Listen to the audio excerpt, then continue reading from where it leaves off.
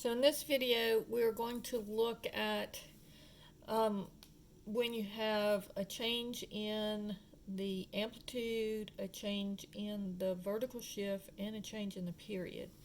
And also in this one, it is flipped. So again,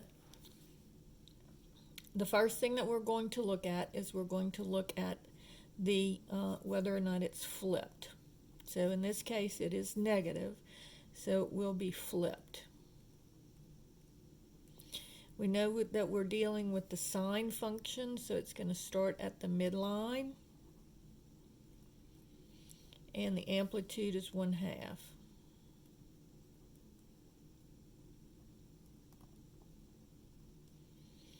It's got a vertical shift of -1.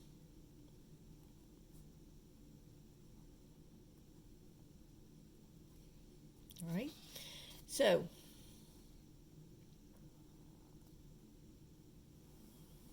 we're going to start with where our midline is. So our midline is going to be at -1. Well, let me make that a little bit bigger. And we'll call that a 1/2. And this will be -1. And then this would be -1 and 1/2. So our amplitude is a 1/2. So I'm going to go up a 1/2 and then down a 1/2. So this would be -1/2. And this would be -1 1/2 or 3/2. So here's our bottom. Here's our top. Here's our midline. So we know that it's a sine function, so we know it starts at the midline. And we know that it's flipped, so we know it's going to go down. So now all we have to do is figure out what our x-axis is. So we know it's going to look like this. It's going here, then it's going to hit again.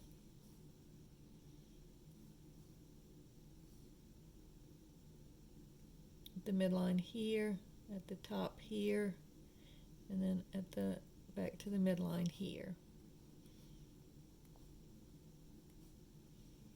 Again, not a very good graph. I apologize for my drawing ability. All right, so now we just need to figure out what our points are here. So now we're going to look. So this is all y-axis, setting up the y-axis. Now we're going to set up the x-axis. So I know that my period is normally 2 pi, so I'm just going to take what's in the parentheses, and I'm going to go pi over 6 times t is equal to 2 pi. So I'll divide both sides by pi over 6. So this is going to be t is equal to, and then I keep change flip. So you keep the top one, we'll put over 1. Change the division to multiplication and flip the denominator. So this would be 6 over pi. So the pi's cancel, and I get t is equal to 12. So this is going to be 12 at the end, and I'm starting at 0. And so now I just need to take this period and divide it by 4, and that's 3. So this would be, each step would be 3. So this is 3, plus 3 would be 6, plus 3 would be 9, plus 3 would be 12. So I know I have it right. So first you set up your y-axis, then you set your x-axis, and then then it's probably best to draw and you'll probably get a better picture than I did here. All right, so now let's do a cosine one. So if I have f of t is equal to -3 times the cosine of 4t plus 5. Okay? And so what we have here is we know that we have a cosine function, but notice that it's flipped. So since this one is flipped, it's going to start at the bottom because the cosine usually starts at the top. Now let's set up our y-axis. So I know that my amplitude is 3 and my vertical shift is equal to 5. So setting up my y-axis, I'm going to go up 5. 1, 2, 3, 4, 5. And then I'm going to go up 3 more. 1, 2, 3. So this would be 6, 7, 8. And I'd go down 3. 4, 3, 2.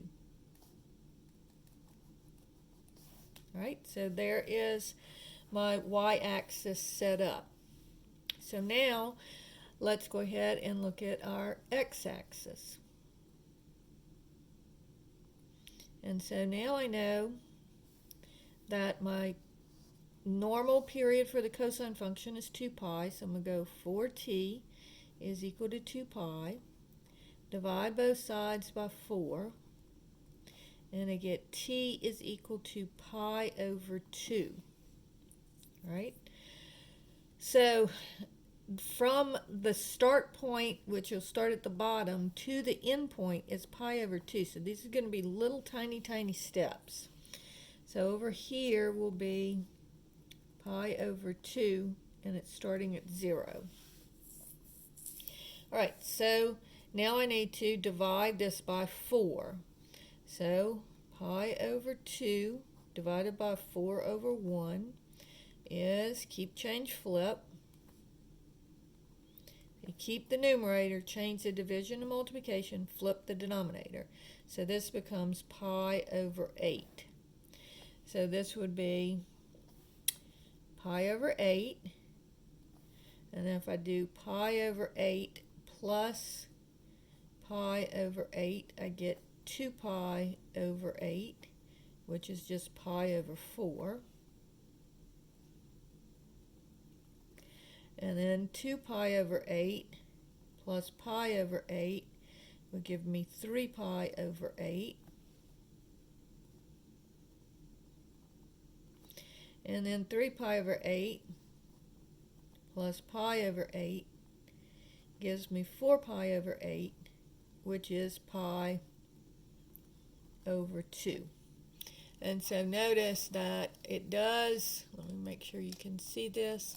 So notice that it does end at pi over 2, so when I get to my fourth one, it should end there.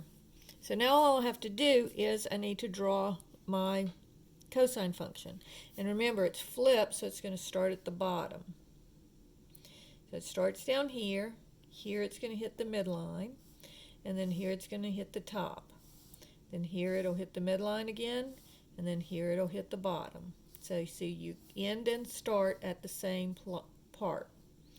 And so then I'm just going to try and make it look as much like a cosine function as I can. So this is a little bit better. Alright, so now we only have one more thing left to do, and that is going to change where we're starting on the x-axis. So on here, first you look at your function, see if you start at the midline, and see if it's flipped over. Then we're going to get our amplitude and our vertical shift, and then we're going to see how our period has changed. And then once you get your y-axis set up, then you set up your x-axis, and then you draw your line. Now again, on some of the homework, it doesn't make you do all of this. It just might ask you, what is the amplitude? What is the vertical shift? What is the period? And in this case, the period is 12. In this case, the period is pi over 2.